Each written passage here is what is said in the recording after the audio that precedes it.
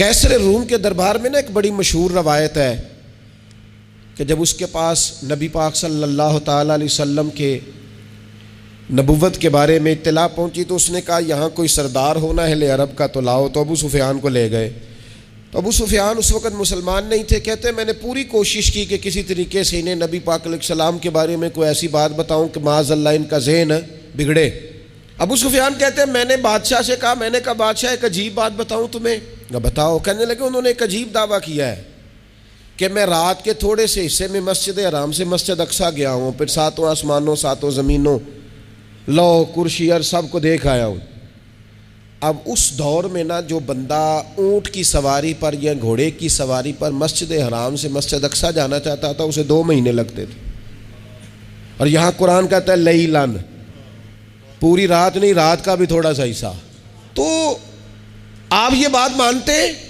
وہ کیسر روم چپ کر گیا، بات بڑی مشکل تھی کہ رات کے تھوڑے سے حصے میں مسجد اقصیٰ جانا آنا یہی بڑا مشکل تھا، اور پھر آگے کی بات تو ویسے ہی وراء الورا ہے۔ وہ ابھی چپ کیا ہی تھا کہ اس کے پیچھے نا ایک راہب بیٹھا تھا، عبادت گزار جو مسجد اقصیٰ میں عبادت کرتا تھا۔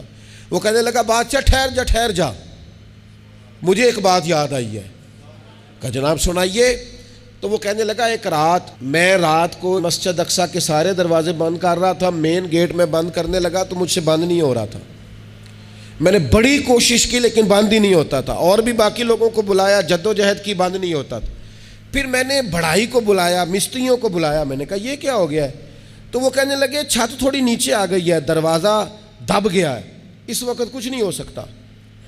کہتے میں دروازہ کھلا چھوڑ کے چلا گیا، لیکن جب میں صبح آیا نا تو خوشبو ایسی انوکھی تھی کہ وہ نا دل اور دماغ کو معطر کرتی چلی جا رہی تھی۔ رنگ ڈھنگ نہ دو، تھوڑی دیر ہوئی ایک آیا کالیاں زلفاں والا، تھوڑی دیر ہوئی ایک آیا کالیاں زلفاں والا، ایویں 2 گھڑیاں میرے من وچ رکیا ہے۔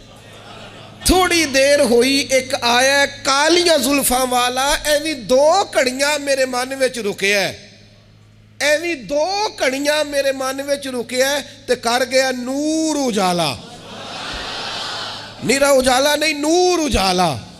تھوڑی دیر ہوئی ایک آیا کالیاں زلفاں والا، 2 گھڑیاں میرے من وچ رکیا ہے تے کر گیا ہے نور اجالا۔ عرصہ ہوا طیبہ کی گلیوں سے وہ گزرے تھے، اب تک ان گلیوں میں خوشبو ہے پسینے کی۔ کہا اتنی خوشبو، اتنا انوکھا انداز۔ اور پھر میں نے اچانک نظر کی تو مجھے نا وہاں جانور کے بندھنے کے آثار بھی نظر آئے، اور پھر جب میں اندر گیا تو میں وہ رہنائی بتا نہیں سکتا بادشاہ کیا تھی، اور حال یہ تھا کہ اب میں نے دروازہ بند کیا ہے نا تو دروازہ بھی آرام سے بند ہو گیا۔ وہ گڑبڑ نہیں تھا، وہ کسی روکنے والے نے روکا تھا۔ وہ کیوں رکا تھا؟ ہمارے صوفیاء کہتے ہیں آپ کو پتہ ہے کہ 18,000 سال کا سفر نبی پاک علیہ السلام نے طے کیا، لیکن جب حضور تشریف لے گئے تو پانی چل رہا تھا تو چلتا رہا، کنڈی ہل رہی تھی تو ہلتی رہی، بستر گرم تھا تو گرم رہا، اور کائنات ساری کی ساری رک بھلا کیوں گئی؟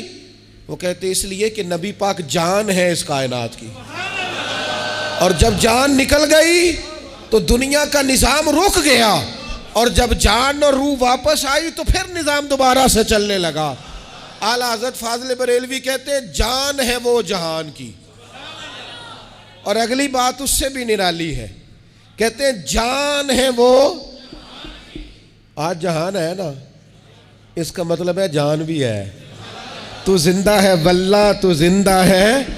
کہتے ہیں جان ہے وہ جہان کی، اور جان ہے تو جہان ہے، اگر جان ہے تو جہان ہے، کروں تیرے نام پہ جان فدا، نام بس ایک جان 2 جہاں فدا، میرا 2 جہاں سے بھی نہیں جی بھرا، میں کروں کیا کروڑوں جہاں نہیں۔